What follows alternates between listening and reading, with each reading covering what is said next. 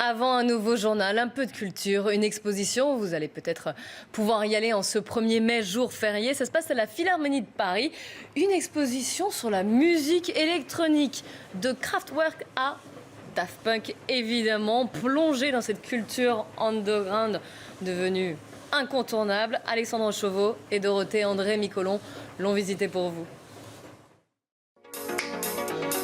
L'expérience est totalement immersive. La Philharmonie prend des airs de boîte de nuit.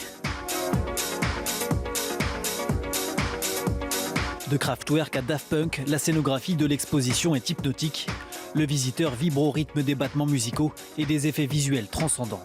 On tente d'expliquer à la fois aux connaisseurs comme au grand public les imaginaires qui sous-tendent cette musique. On pourrait le faire d'ailleurs pour plein de musiques. Au lieu de raconter une histoire très précise, date par date, lieu par lieu, on essaie de faire sentir la culture qui sous-tend cette musique et qui la fabrique, qui la constitue. Plusieurs artistes et DJs emblématiques ont collaboré à la création de cet univers. Laurent Garnier signe la bande-son de l'exposition.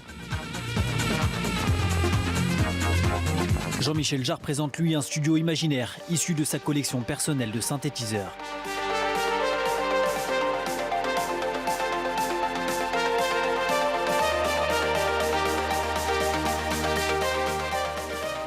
Mais la pièce maîtresse de la visite se trouve dans cette création réalisée par 1024 Architectures, un duo d'artistes, metteurs en scène et scénographes de l'exposition. Là, ils ont mis en lumière et en volume, avec des milliers et des milliers de LED, la musique mixée par Laurent Garnier. C'est une sorte de grande installation visuelle très hypnotique qui fascine beaucoup les visiteurs et qui est vraiment le cœur battant de notre exposition.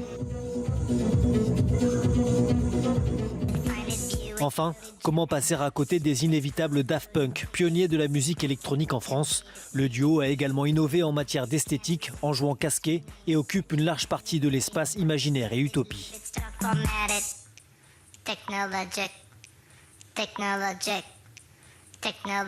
L'univers ou l'imaginaire du groupe Daft Punk est très emblématique de la manière dont certains groupes pensent leur esthétique.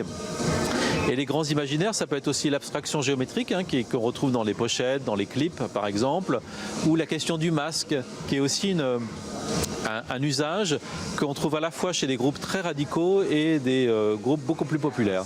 Avec 900 mètres carrés dédiés à la musique électronique, l'exposition met en lumière une culture longtemps restée underground, difficile de débrancher.